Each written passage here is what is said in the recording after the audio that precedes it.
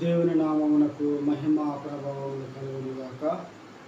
గడిచిన దినములంతా కూడా ప్రభు తన కృపలో మనందరినీ కూడా కాపాడి క్షేమకరముగా ఉంచి మంచి ఆరోగ్యమునిచ్చి మరి యొక్క పునరుద్ధరణ దినము నాటికి వాక్యములు ధ్యానం చేయటకు ప్రభు మనకు సహాయం చేసి ఉంటున్నాడు.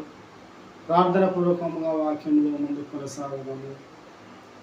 పరిశుద్ధుడా, ప్రేమగల తండ్రి, మహోన్నతుడా, నీకు వందనాలు. అయా నీకే స్తోత్రములు. అయా ఈ సమయంలో అయా నీ యొక్క మాటలు మేము ధ్యానిస్తుండగా మీరే కృప చూపండి. వాక్యదానం అంతట్లో మీరే సహాయం చేసి మహిమను పొందమని యేసు నామమున ప్రార్థిస్తున్నాము తండ్రి. ఆమేన్. ఇది ప్రియమైనటువంటి దేవుని సంగమా, దేవుని బిడ్డలారా, ఆన్లైన్లో వీక్షిస్తున్నటువంటి ప్రతి ఒక్కరికి కూడా ప్రేమపూర్వకమైన నా యొక్క వందనాలు తెలియపరుస్తూ ఉన్నాను. మనము ఈ యొక్క వారము ధ్యానం చేయనున్నటువంటి అంశము my peace I give to you, నా సమాధానమును నేను మీకు ఇచ్చుచున్నాను అనేటువంటి అంశం మీద మనము ధ్యానం చేయటకు ఈ ఆదివారము నా యొక్క సమాధానము నేను మీకు ఇచ్చుచున్నాను అని ప్రభువారు సెలవిస్తున్నారు. దాని మీదకి వెళ్ళి మనము ధ్యానం చేయటకు సహాయం చేస్తున్నారు ప్రభువారు. మనము చూసినట్లయితే ఈ యొక్క సమాజంలో, ఈ యొక్క జీవితంలో, ప్రతి ఒక్కరి దానిలో జీవితాలలో మనము గమనించినట్లయితే సమాధానము లేనటువంటి పరిస్థితులలో ప్రతి ఒక్కరు కూడా ఉంటా ఉన్నారు. సమాధానం లేక విచ్ఛిన్నము చేసుకున్నటువంటి జీవితాలు చాలా మనం చూస్తూ ఉంటున్నాము. నెమ్మది, ప్రేమ, సమాధానం లేక కలహములకు ఎక్కువగా గురై లోకాశల వైపు తిరుగుతూ లోకంలో జీవించేటువంటి చాలామంది ప్రజలను మనం చూస్తూ ఉన్నాము. అయితే ఈ వారము మనము ధ్యానం చేసేటువంటి అంశము నా సమాధానమును నేను మీకు ఇచ్చుచున్నాను అని చెప్పి ప్రభు వారు తెలియపరుస్తూ ఉంటున్నారు. మనము ఎక్కడ చూసినా కూడా సమాధానము లేనటువంటి పరిస్థితి, ఎక్కడ మనము గమనించిన సమాధానం లేదు. కన్నీళ్ళు, బాధలు, వేదనలు కలిగి జీవించేటువంటి దినాలలో మనము ప్రతి ఒక్కరిని కూడా చూస్తూ ఉన్నాము. నెమ్మది లేదు. ప్రతి ఒక్కరు కూడా ఎంతో కష్టపడి, ఎంతో తినక సంపాదించి జీవిస్తూ ఉంటున్నారు. వారి జీవితాలలో మనం చూస్తే సమాధానము లేనటువంటి పరిస్థితి, వారు ఎంత కష్టపడ్డప్పటికీ నెమ్మది లేనటువంటి పరిస్థితులు మనం చూస్తూ ఉన్నాము. సమాధానం లేక ఇబ్బందులలో జీవించేటువంటి వారికి ఎంత సంపాదన ఉన్నప్పటికీ, వారికి సకల ఐశ్వర్యములు ఉండినప్పటికీ కూడా సమాధానం లేకపోతే ఎంత ఉన్నా కూడా వృధా అని మనం చూస్తూ ఉన్నాం. ముఖ్యముగా మనిషి మనుగడ ముందుకు కొనసాగడానికి ప్రతి ఒక్కరు కూడా సమాధానపడడానికి ఇష్టపడాలి. సమాధానము వెతికేటువంటి వారముగా ఉండాలి. అటువంటి పరిస్థితులు లేనటువంటి దినాలు మనం చూస్తూ ఉన్నాము. సమాధానం లేక ఇబ్బందులలో ప్రతి ఒక్కరు కూడా ఉంటున్నారు. సమాధానం లేనటువంటి పరిస్థితి, తినక సంపాదించి శాంతి లేక ఇబ్బందులలో అనేకులు కూడా ఉంటూ ఉన్నారు. ప్రతి ఒక్కటి కూడా మనము వీక్షిస్తూనే చూస్తూనే మన యొక్క దినదిన జీవితాలలో మనము అనేకులను చూసేటువంటి వారముగా ఉంటా ఉన్నాము. ఇంకా మనము చూస్తే కుటుంబాలలో సమాధానము లేక ఇబ్బందులు పడేటువంటి వారుగా ఉంటున్నారు. సమాధానము లేక కుటుంబాలు విడిపోయేటువంటి వారుగా ఉంటున్నారు. మనము గమనించినట్లయితే ఒక గృహంలో 4-3 అబ్బాయిలు ఉన్న యెడల వారు చిన్ననాటి నుంచి కూడా కలిసి ఉండి వివాహములు జరిగిన తర్వాత వారు విడివిడిగా జీవిస్తూ ఉంటారు. ఒకరిని వారికి దాంపత్యము కాకమునుకు ఒకరిని ఎవరైనా ఏమైనంటే ఉన్న ముగ్గురికి కోపం వచ్చేటువంటి పరిస్థితి, ఐక్యత కలిగి జీవించేవారు. మరి వీరు వేరువేరుగా జీవించినప్పుడు, వేరే ఎవరైనా ఏమైనా అనినప్పుడు వీరిలో అటువంటి పౌరుషం లేక, అంటే ఒకరికి ఒకరు సహకరించుకోక, సమాధానం లేక, వారేమైపోతే నాకేంటిలే అనేటువంటి పరిస్థితిని మనము ఈ రోజులలో చూస్తూ ఉంటున్నాం. అంటే సమాధానం లేక వ్యక్తిత్వం, అంటే వారికి వారుగా ఆలోచించి స్వార్థము చూసుకుంటూ జీవించేటువంటి దినాలలో మనం చూస్తూ ఉన్నాం. కుటుంబాలలో కూడా సమాధానం లేక, అత్తకు కోడలకు సమాధానం లేక, అన్నదమ్ములకు సమాధానం లేక, అక్క చెల్లెళ్ళకు సమాధానం లేక, కొందరి జీవితాలలో మనము చూస్తే భార్యాభర్తల మధ్యన కూడా సమాధానం లేక వారు జీవించేటువంటి వారుగా ఉంటా ఉన్నారు. కానీ ఇక్కడ మనం చూస్తే ఇంకా మనం ధ్యానం చేసేటువంటి అంశంలో కూడా సంఘాలలో కూడా సమాధానం లేనటువంటి పరిస్థితులలో కొన్ని సంఘాలు ఉంటా ఉన్నారు కదా. అయితే ఆ విధముగా ఉండకూడదు. ప్రభువారు ఏం చెప్తున్నారంటే, నా యొక్క సమాధానమును మీకు ఇచ్చుచున్నాను, మీరు సమాధానపడి సంఘమును బలపరుస్తూ అనేకులను నా యొక్క సంఘములో నడిపించాలని చెప్పి ప్రభువారు ఇష్టపడుతూ ఉన్నారు.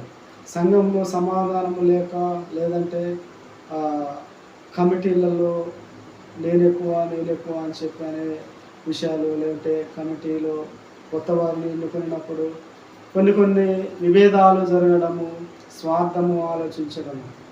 అలా కాకుండా సంఘం అంతా కూడా సమాధానపూర్వకంగా ఉండి ఆ యొక్క సంఘ అభివృద్ధి కొరకు ప్రతి ఒక్కరు కూడా పాటుపడి దేవుని యొక్క రాజ్య వ్యాప్తి చెందడం కొరకు ప్రతి ఒక్కరు కూడా కారకులుగా ఉండాలి. ఆయన మనకు సమాధానం ఇచ్చాడు, మనము సమాధానముగా ఉంటూ ఇతరులకు ఆయన సమాధానమును పంచిపెట్టేటువంటి వారముగా ఉండాలి. సమాధానము లేనటువంటి దినాలలో మనము ఉంటాం. అలా ఉండకుండా ప్రతి ఒక్కరు కూడా హృదయపూర్వకముగా సమాధానపడి జీవించేటువంటి వారుగా ఉండాలి. మనము చదివినటువంటి భాగములలో గమనించినట్లయితే జకరియా గ్రంథము 8వ అధ్యాయము 12 నుంచి 19 వరకు మనము చదువుకున్నాము. ఈ యొక్క భాగంలో మనము దానికి ముందుగా మనం చూస్తే వీరందరూ కూడా బానిసత్వములో, ఇశ్రాయేలీయులు బబులోను బానిసత్వములో ఉన్నటువంటి చెరలో ఉన్నటువంటి వారు మనం చూస్తూ ఉన్నాము. వీరు దేవాలయంలో ఆరాధించేటువంటి సమయంలో, ఆ యొక్క ఆరాధన సమయంలో అక్కడ శత్రు సైన్యము దాడి చేసి అక్కడ వారిని బంధించి, అంటే వారిలో కొంతమంది యోధులను చెరలోనికి తీసుకొని పోవడము, అక్కడ వారిలో ఐక్యత లేక వారు జీవించినటువంటి వారుగా ఉన్నారు. అంతకుముందు ఐక్యత లేకనే వీరు ఓడిపోయినటువంటి వారుగా. దానికి మనం ముందుగా చూస్తే 7వ అధ్యాయం 12వ వచనములో, ఆ యొక్క 11, 12 వచనాలు 13 వరకు చూస్తే, ధర్మశాస్త్రములు పూర్వీకులైన ప్రవక్తల ద్వారా సైన్యములకు అధిపతి యెహోవా తన ఆత్మ ప్రేరేపణ చేత తెలియజేసిన మాటలను తాము వినకుండునట్లు హృదయములను పురువిందము వలె కఠినపరచుకొని మీరు గనుక సైన్యములకు అధిపతి యెహోవా యొద్ద నుండి మహోగ్రత వారి మీదికి వచ్చాను. కాబట్టి సైన్యములకు అధిపతి యెహోవా సెలవిచ్చినదేమనగా, నేను పిలిచిన వాడను వారు ఆలకింపకపోయిరి కనుక వారు పిలిచినప్పుడు నేను ఆలకింపకపోయింది అని చెప్పి మనం చూస్తాం. అయితే వీరు చెరలో ఉన్నారు. వీరు జీవించినటువంటి విధానం చూస్తే వీరు ఐక్యత లేక, సమాధానం లేక జీవించినటువంటి దినాలలో వీరు చెరలోనికి పోయారు.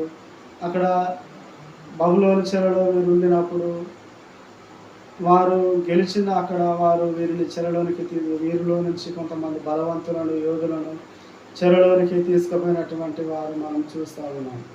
వీరు వారి చెరలో ఉండిన తర్వాత అక్కడ మనం చూస్తే ఈ యొక్క చెరలో జన్మించినటువంటి వ్యక్తి జకరియా గారు, జకరియా ప్రవక్త చేత దేవుడు మాట్లాడుతూ ఉన్నాడు. జకరియా ప్రవక్త చేత దేవుడు మాట్లాడుతూ, ఈ యొక్క జకరియా అనేటువంటి పేరు గల వారు మనం చూస్తే బైబిల్ గ్రంథంలో 29 మంది జకరియాలు ఉంటారు. ఈ యొక్క జకరియా బెరకియా కుమారుడు. ఈ జకరియా గ్రంథంలో 1వ అధ్యాయం 1వ వచనంలో మనం చూస్తే ఈయన బెరకియా కుమారుడు అని చెప్పి మనము చూడవచ్చు. అయితే గమనించినట్లయితే ప్రియమైనటువంటి సంగమ, వీరు బానిసత్వంలో ఉన్నప్పుడు దేవుడు ఈ యొక్క ఇద్దోకు పుట్టిన బెరకియా కుమారుడైన జకరియాకు ప్రత్యక్షమై యెహోవా సెలవిచ్చినది ఏమనగా చెప్పాను చూసాను. అంటే వీరు చెరలో ఉన్నప్పుడు ఇక్కడ అతను జన్మించినప్పుడు ఇతను దేవుడు ఇతన్ని ప్రవక్తగా ఎన్నుకొని ఆ ప్రజలకు తెలియపరుస్తూ కొన్ని విషయాలు మాట్లాడుతూ వస్తామని మనం చదివిన పాఠంలోనికి మనం వచ్చినట్లయితే ఆ యొక్క 12వ వచనం నుంచి కూడా మనం చూస్తే సమాధాన సూచకమైన ద్రాక్ష చెట్లు ఫలమిచ్చును, భూమి పండును, ఆకాశము నుండి మంచు కురియను, ఈ జనులలో శేషించిన వారిని వీటినన్నింటినీ నేను స్వాస్థ్యముగా ఇత్తును, ఇది ఏ సైన్యములకు అధిపతియగు యెహోవా వాక్కు అని చెప్పి ఇక్కడ ప్రవక్త చేత దేవుడు మాట్లాడుతూ ఉన్నాడు. అయితే వీరందరికీ కూడా ప్రభు ఈ యొక్క మరలా సమాధానము చూపించేటువంటి వారుగా ఇక్కడ మనం చూస్తూ ఉన్నాము. దేవుడు వారిని సమాధానపరుస్తూ ఆయనకు మరలా సమీపముగా తీసుకొచ్చుకునేటువంటి వాడుగా ఉన్నాడు. ప్రవక్త చేత మాట్లాడుతాం. సమాధాన సూచకమైన ద్రాక్ష చెట్లు ఫలమునిచ్చు, భూమి పండును, ఆకాశము నుండి మంచు కురియను, ఈ జనులను శేషించిన వారిని వీటన్నింటిని నేను స్వాస్థ్యముగా ఇత్తును అని ప్రభువు తెలియపరుస్తూ ఉన్నది. సమాధాన సూచకమైనటువంటి ద్రాక్ష చెట్ల పండ్లు, భూమి పండును, ఆకాశము నుండి మంచు కురియను, పక్షపాతము లేకుండా మరలా ఇక్కడ మనం చూస్తే దేవుడు ఎవరి పట్ల కూడా పక్షపాతము చూపించడు. ప్రతి ఒక్కరి పట్ల ఆయన కృప, ఆయన యొక్క సమాధానం, ఆయన యొక్క ప్రేమ కనపరుస్తామని చెప్పి మనం చూడవచ్చు. ఏ విధముగా అంటే దేవుని నమ్మిన వారికైనాను నమ్మని వారికైనాను ప్రతి ఒక్కరికి కూడా ఆయన యొక్క వర్షము మంచు కురిపిస్తూ ఉన్నాడు. ప్రతి ఒక్కరు కూడా ఆ యొక్క పంట పండించుకోవడానికి దేవుడు సకాలంలో వాతావరణమును అనుకూలముగా ఉంచి ముందుకు తీసుకెళ్ళేటువంటి వారుగా దేవుడు ఉంటున్నాడు.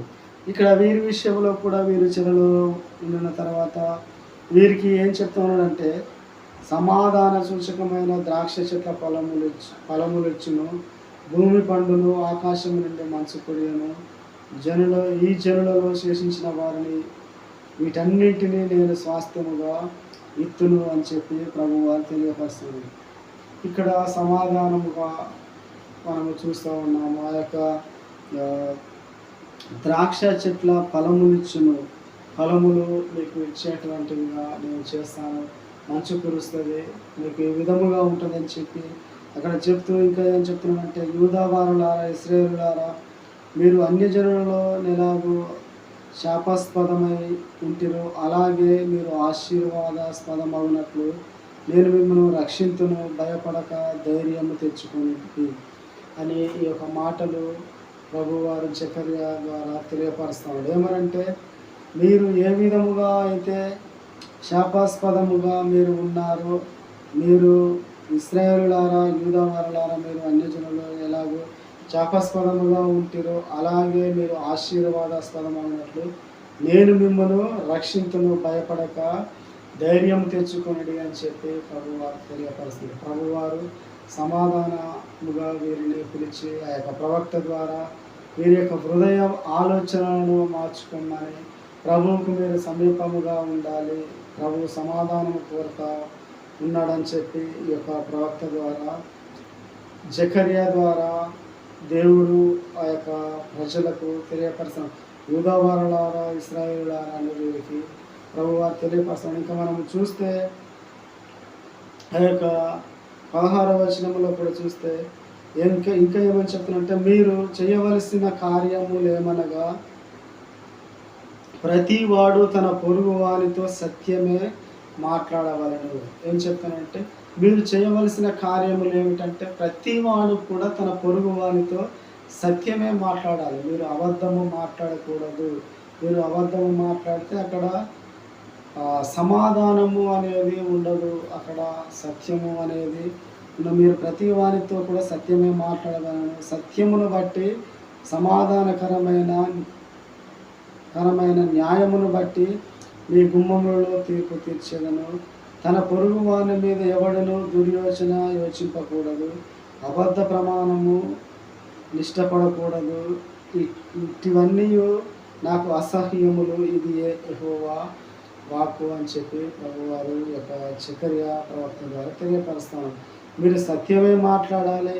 మీ యొక్క పొరుగు వారి మీద మీరు దుర్యాలోచన అంటే పక్క వారిని ఎప్పుడు ఏ విధముగా నాశనం చేద్దాము, ఎప్పుడు ఏ విధముగా వారిని అనగదొక్కుతూ మనము ముందుకు వెళదాము, లేదంటే వారి యొక్క దోపుడు సొమ్ము, వారి యొక్క సొమ్ము మనము ఏ విధముగా దోచుకోవాలి, ఇటువంటి దుర్యాలోచనలు చేయకూడదు. కొంతమంది అయితే వివాహము జరిగినప్పటికీ కూడా కొంతమంది వారి యొక్క దాంపత్య జీవితములలో వేరొకరు వారి యొక్క జీవితాలను నాశనం చేస్తూ ఉంటారు. అంటే పక్క వారి మీద దుర్యాలోచన ఏది కూడా మీరు చేయకూడదు. ప్రతి ఒక్కరు కూడా సత్యము మాట్లాడాలి, సత్యముగా ఉండాలి, అబద్ధ ప్రమాణం చేయకూడదు.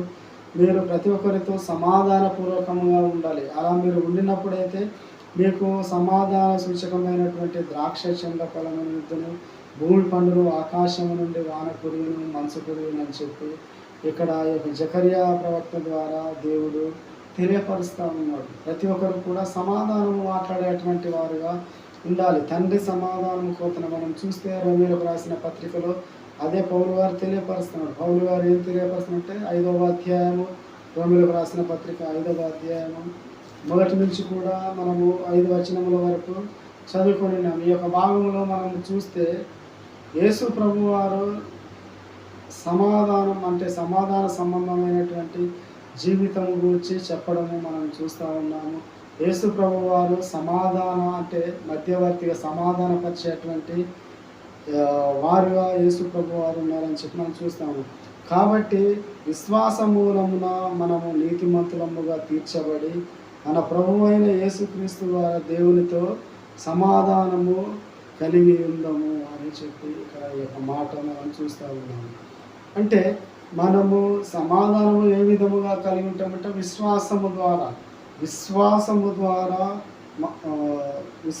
వలన మనము నీతిమంతులముగా తీర్చబడతా ఉన్నాము. మనము నీతిమంతులముగా తీర్చబడడానికి మనము సమాధాన పడతా ఉన్నాము. అంటే ప్రేమపూర్వకముగా ప్రభువుని అంగీకరించి సమాధానపడి మనము నిజమే సత్యమే మాట్లాడేటువంటి వారముగా ఉంటా ఉన్నామని చెప్పిందాక మనము పాత నిబంధన గ్రంథంలో చూసాము. ప్రతి ఒక్కరు కూడా సత్యమే మాట్లాడాలి. అంటే మనము ప్రభువుని విశ్వాసము మూలముగా తెలుసుకొని సత్యము మాట్లాడి విశ్వాసము ద్వారా మనము నీతిమంతులముగా తీర్చబడి ఉంటా ఉన్నాం. ఇంకా చూస్తే మన ప్రభువు అయిన యేసుక్రీస్తు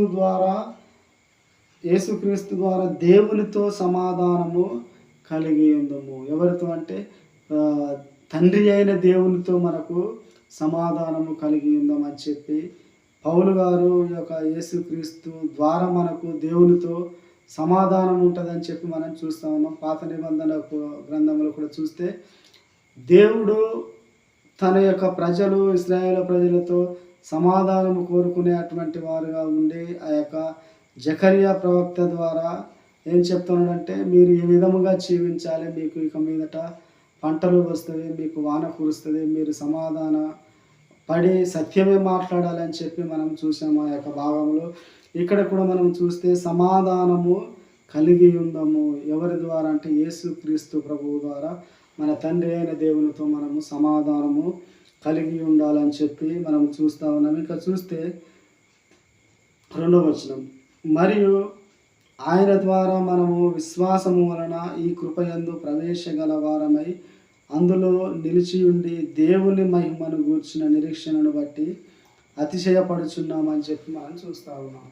అంటే గమనించినట్లయితే ప్రియులారా ఇక్కడ మనం చూస్తే ఆయన ద్వారా అంటే యేసుక్రీస్తు ప్రభువు ద్వారా మనము విశ్వాసము వలన కృపయందు ప్రవేశగల వారమై అందులో నిలిచి ఉంటా ఉన్నాం. ఎవరి ద్వారా అంటే యేసుక్రీస్తు ప్రభువు ద్వారా మనము ఆయనలో మనం నిలిచి ఉండి దేవుని మహిమను గూర్చిన నిరీక్షణను బట్టి అతిశయపడతా ఉన్నాం. దేవుని యొక్క మహిమను గూర్చి ఆయన యొక్క ఔన్నత్యమును గూర్చి మనము అతిశయపడచ్చు. అంతేకాదు శ్రమ ఓర్పును, ఓర్పు పరీక్ష, పరీక్ష నిరీక్షణను కలుగజేయనని ఎరిగి శ్రమల యందు అతిశయపడుదుము. ఎందుకనగా ఈ నిరీక్షణ మనను సిగ్గుపరచదు.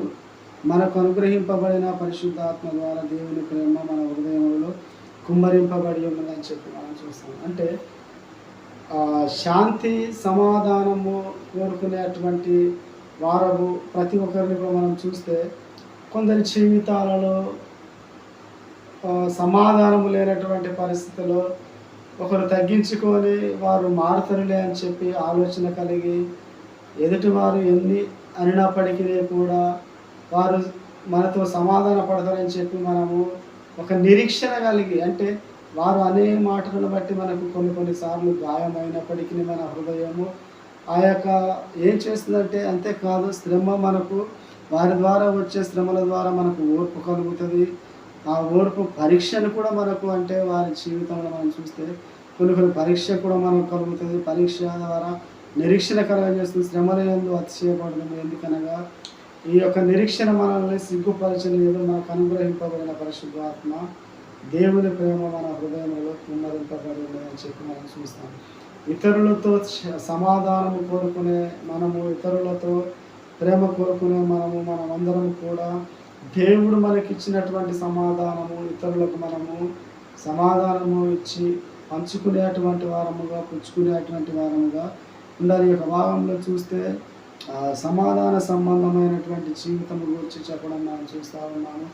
సమాధానము ఎవరి ద్వారా అంటే యేసుక్రీస్తు ప్రభువు ద్వారా సమాధానము కలుగుతుందని పౌలు వారి యొక్క రోమిలకు పత్రిక రాస్తూ ఈ యొక్క మాటలు తెలియపరుస్తున్నాడు. ఏంటంటే, మీరు విశ్వాసం ద్వారా నీతిమంతులై ప్రభువు అయిన యేసుక్రీస్తు ద్వారా దేవునితో మీరు సమాధానము కలిగి ఉంటా ఉన్నారు.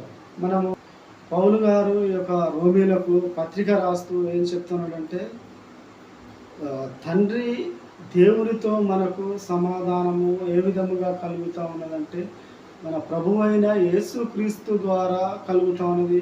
అది ఇంకా ఏ విధంగా కలుగుతుందంటే, యేసుక్రీస్తు మీద మనం విశ్వాసం ఉంచడంతో మన తండ్రి అయిన దేవునితో మనకు సమాధానము కలుగుతూ ఉన్నది. సృష్టి యావత్తును కలుగజేసినటువంటి యొక్క దేవునితో నీకు నాకు సమాధానము కలిపేటువంటి వ్యక్తి ఎవరైనా ఉన్నారంటే మన ప్రభు అయిన యేసుక్రీస్తు మాత్రమే ఉన్నారు. ఆయనే ఈ యొక్క సమాధాన సంబంధము కలిగి ఉండాలి, సమాధానకర్త అని చెప్పి మనం చూస్తూ ఉన్నాం. ఇంకా యేసు ప్రభు గురించి మనం చూస్తే ప్రవక్తలు రాసినటువంటి గ్రంథాలలో కూడా మనం చూడవచ్చు. యెషయా గ్రంథంలో 6వ వచనం మనం చూస్తే, ప్రవక్త రాసిన గ్రంథాలలో మనం చూస్తే ఏలయనగా మనకు శిశువు పుట్టును అంటే ఆ వచనాలన్నీ కూడా చదువుకుంటే నిత్యుడవ తండ్రి సమాధానకర్త అని చెప్పి మనం చూస్తాము. అంటే సమాధానకర్తగా మన ప్రభువు ఉన్నాడు. ఆయన ఈ లోకంలో సమాధానమును చేకూర్చడానికే వచ్చి ఉంటున్నాడు. సమాధానము వ్యాప్తి చేయడానికి వచ్చాడు. సమాధానపడి ఉండడం తెలియపరచడానికే ప్రభు వారు వచ్చి ఆయన యొక్క మాటలు తెలియపరిచినటువంటి విధానం మనము చూస్తాము. మనము ఇతరులతో సమాధానం కలిగి ఉన్నప్పుడు ఆ యొక్క సమాధానం ద్వారా కొన్నిసార్లు ఇబ్బందులు కలిగినప్పటికీ కూడా ఓర్పు గలవారమై, పరీక్షల యందు నిరీక్షణ గలవారమై ఉండాలని చెప్పి ప్రభు తెలియపరుస్తుంది. ఇంకా మనం చూస్తే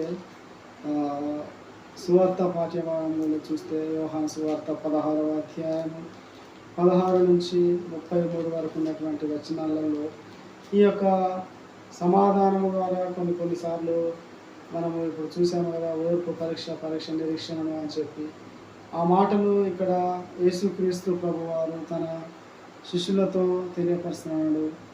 కొన్ని దినముల వరకు మీరు నన్ను చూడక ఉందురు అని చెప్పి ఇక్కడ మనం చూస్తూ ఉన్నాం. 16వ వచనంలో కొంచెం కాలమైన తర్వాత మీరు ఇక నన్ను చూడరు, మరి కొంచెము కాలమునకు నన్ను చూడరని చెప్పాను. కాబట్టి ఆయన శిష్యులలో కొందరు కొంచెం కాలమైన తర్వాత నన్ను చూడరు, మరి కొంచెం కాలమునకు నన్ను చూచెదరు. నేను తండ్రి వద్దకు వెళ్ళుచున్నాను, ఆయన మనతో చెప్పుచున్న మాట ఏమిటని ఒకరితో ఒకరు చెప్పుకొని అని చెప్పి ఒక మాటలు చూస్తాం. ఇక మనం కిందికి చదువుకుంటూ వస్తే చాలా విషయాలు మనము అక్కడ గమనించవచ్చు. అంటే కొంచెం కాలమైన తర్వాత మీరు నన్ను చూడరు, మరలా కొంచెం కాలమైన తర్వాత మీరు నన్ను చూస్తారు అని చెప్పి ప్రభువారు ఆయన యొక్క రాకడను గురించి ఆయన యొక్క రెండో రాకడ గురించి ఆయన తెలియపరుస్తూ ఉన్నాడు. ఇంకా మనం కిందికి చూసుకుంటూ వస్తే కూడా ఈ విషయాలు మనము ఈ చివరిలోనికి వచ్చిన తర్వాత కూడా ఆయన శిష్యులు, ఇంకా మనం చూస్తే ఆయన శిష్యులు, ఇదిగో ఇప్పుడు నీవు గూఢార్థముగా ఏమి చెప్పక స్పష్టముగా మాట్లాడుచున్నావు. సమస్తమును ఎరిగిన వాడవనియు ఎవడునూ నీకు ప్రశ్న వేయనగాత్యము లేదనియు ఇప్పుడు ఎరుగుదుము. దేవుని యొద్ద నుండి నీవు బయలుదేరి వచ్చితివని దీని వలన నమ్ముచున్నామని చెప్పగా అని చెప్పి మనం చూస్తాము. అంటే యేసుక్రీస్తు ప్రభువారు గూఢార్థంగా కాకుండా ఓపెన్గా జరిగే దాని గురించి అక్కడ మనము చెప్పినటువంటి విధానం మనము చూస్తూ ఉన్నాము. అంటే ఆయన రాబోయే దాని గురించి ఆయన ఇప్పుడు వెళ్తూ ఉన్నాడు. మీరు కొన్ని దినాల వరకు నన్ను చూడరు, కానీ మరలా తర్వాత మీరు నన్ను చూస్తారు. దాని కొరకు మీరు నిరీక్షణ కలిగి సమాధానముగా ఇతరులతో మీరు ఉండాలని చెప్పి మనము ఇక్కడ చెప్పినటువంటి మాటలు మనము చూస్తూ ఉన్నాము. ఇంకా మనము గమనించినట్లయితే ఇతరులతో సమాధానముగా ఉండాలి. దేవునితో మనమందరం కూడా సమాధానము పడి జీవించేటువంటి విధముగా ప్రతి ఒక్కరము కూడా ఉండాలి. సమాధానము లేకుండా జీవిస్తే అది ఎంత మాత్రం కూడా మంచి విషయము కానీ సమాధానముగా జీవించి దేవుని మహిమపరిచే విధముగా ఉండాలి. మనము నమ్మినటువంటి దేవుడు సమాధానకర్త అని మనము చూస్తూ ఉన్నాం. కాబట్టి మనము సమాధానముగా ఉండి మన యొక్క కుటుంబాలలో నెమ్మది, ప్రేమ కలిగి, సమాధానము కలిగి మన యొక్క కుటుంబాన్ని అభివృద్ధి చేసుకుంటూ ఉండాలి. సంఘములో సమాధానము కలిగి సంఘములో ప్రతి ఒక్కరు కూడా ప్రేమపూర్వకముగా ఆయన యొక్క శాంతి, ఆయన యొక్క సమాధానమును మనకిచ్చి ఉంటున్నాడు. మనము సంఘములో ఒకరితో ఒకరు పంచుకోవాలి. ఆయన మనకు సమాధానమును అనుగ్రహించి ఉంటున్నాడు. సమాధానం లేనటువంటి గుణాలలో మనం చూస్తాము. ఎవరికి వారే మొత్తము ఏముందంటే ఎవరికి వారి స్వార్థము చూసుకుంటూ జీవించేటువంటి వారుగా ఉంటున్నారు. కాబట్టి స్వార్థములో మనకు చూస్తే ఏముందంటే ఈర్ష్య, ద్వేషం ఇటువంటివి మనకు కనబడుతుంటాయి. అలా కాకుండా సమాధానంతో ఉండాలి. దేవుడు నా సమాధానము నేను మీకు ఇస్తున్నాను, నా యొక్క శాంతిని మీకు ఇస్తున్నాను, మీకు సమాధానము శాంతి కావాలి అని చెప్పి అక్కడ మనము ఇతరులతో ఉండే విధముగా సంఘములో ఉండాలి. అదే విధముగా సమాజంలో కూడా ఇతరులతో సమాధానపూర్వకముగా ఉండాలి. ప్రతి ఒక్కరికి కూడా మన తండ్రి అయిన దేవుని గురించి, ప్రభువైన యేసుక్రీస్తు గురించి తెలియపరిచే విధముగా సమాధానముగా ఇతరులతో ఉండి వారి పట్ల ప్రేమ కలిగి జీవించడానికి ప్రతి ఒక్కరు కూడా ఇష్టపడాలి. ఇష్టము కలిగి సమాధానము ఇతరులకు చూపించేటువంటి వారముగా ఉండాలి. అంతేకాని సమాధానము లేనటువంటి పరిస్థితుల్లో జీవించకూడదు. ఎంత ఉండినప్పటికీ సమాధానం లేకపోతే అది వ్యర్థమే కదా. కాబట్టి సమాధానముగా ఇతరుల పట్ల ప్రేమపూర్వకముగా జీవిస్తూ దేవుని మహిమపరిచేటువంటి వారముగా ప్రతి ఒక్కరము కూడా ఉండాలి. నా సమాధానమును నేను మీకు ఇచ్చినాను, మీరు కూడా సమాధానము కలిగి ఇతరులతో ప్రేమపూర్వకంగా ఉండడని ప్రభువు తెలియపరుస్తాను. అట్టి కృప పరిశుద్ధాత్మ దేవుడు మనందరికీ దయచేయను గాక. ఆమేన్. ప్రార్థన చేసుకున్నాము. ప్రేమగల తండ్రి, మహోన్నతానికి స్తోత్రములు. సమాధానం గురించి మీరు మాతో ప్రతి ఒక్కరితో మాట్లాడారు తండ్రి. అయా మీ యొక్క సమాధానమును మాకు ఇచ్చుకుంటున్నారు. మేము కూడా ఇతరులతో సమాధానపడి జీవించటకు మీ యొక్క కృప, మీ యొక్క సాన్నిధ్యం దయచేసి మహిమ, ఘనత, ప్రభావం మీరు ఒకరే పొందుకున్నాము. యేసు నామమున ప్రార్థించి వేడుకొంచున్నాము తండ్రి. ఆమేన్.